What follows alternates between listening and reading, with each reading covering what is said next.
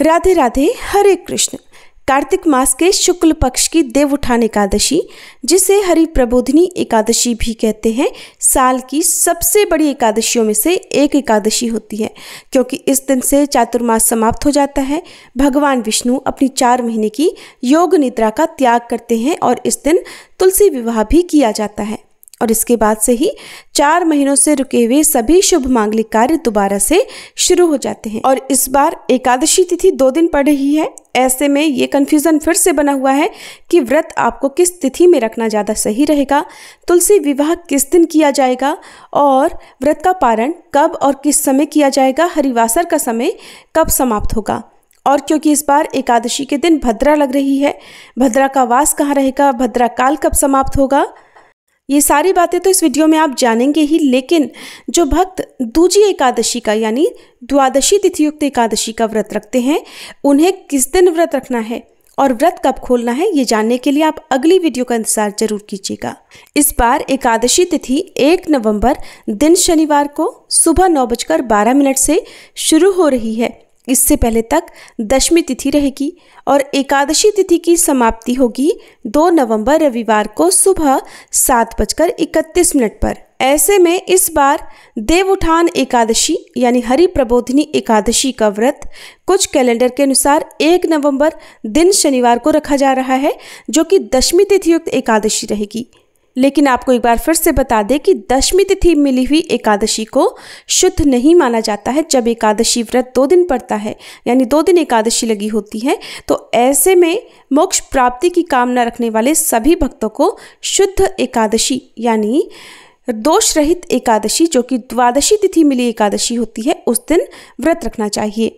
और ऐसे में 2 नवंबर रविवार को द्वादशी तिथि युक्त एकादशी रहेगी। तो जितने भी वैष्णव संप्रदाय के लोग हैं और मोक्ष प्राप्ति की कामना वाले लोग हैं, वो 2 नवंबर रविवार को ही एकादशी का व्रत रखेंगे और अगले दिन व्रत का पारण करेंगे। लेकिन अधिकतर लोग इस बात को अनदेखा कर देते हैं और जिस दिन एकादशी लगती है उसी दिन एकादशी का व्रत रख लेते हैं। तो ऐसे में गृहस्थ जन चाहें तो 1 नवंबर शनिवार को व्रत रख सकते हैं, नहीं तो 2 नवंबर रविवार को शुद्ध एकादशी का व्रत सभी भक्तों को रखना चाहिए। बात करते हैं शनिवार के मुहूर्तों की। तो इस दिन ब्रह्म मुहूर्त सुबह 5 बजे से 5:48 तक रहेगा। सूर्योदय सुबह 6:36 पर और सूर्यास्त का समय शाम 5:44 रहेगा। प्रातःकाल पूजा सुबह 5:15 से 6:33 के बीच में कर सकते हैं। शाम की पूजा शाम 5:36 से 6:54 तक कर सकते हैं और भद्रा काल लगेगा रात 8:27 से। और भद्रा काल की समाप्ति अगले दिन यानी रविवार को सुबह 7:31 पर होगी। इस बार भद्रा का वास मृत्यु लोक में ही रहेगा और ये समस्त शुभ कार्यों के लिए अशुभ मानी जाएगी। राहु काल सुबह 9 बजे से 10:30 बजे तक रहेगा।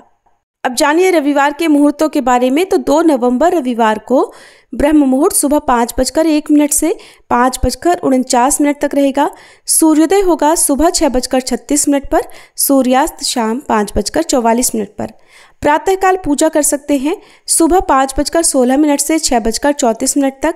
शाम की पूजा शाम 5:35 से 6:53 तक कर सकते हैं और भद्रा काल सुबह 7:30 बजे तक समाप्त हो जाएगा। इस दिन राहु काल दोपहर 4:30 बजे से शाम 6 बजे तक रहेगा।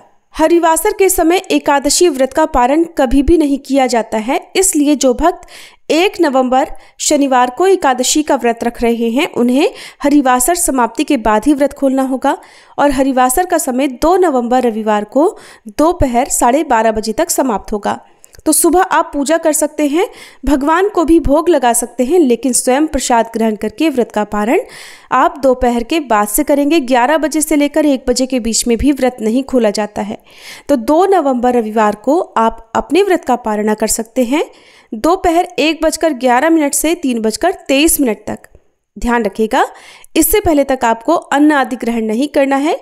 जिस तरह से आप व्रत का पालन करते आए हैं एकादशी वाले दिन, उन सभी नियमों का पालन आपको दोपहर तक करना चाहिए। भगवान विष्णु के जागने के बाद ही तुलसी विवाह प्रारंभ हो जाता है। तो 1 नवंबर शनिवार को भी क्योंकि एकादशी पड़ रही है, तो शाम 5:36 से 6:54 के बीच में आप तुलसी जी का विवाह करा सकते हैं।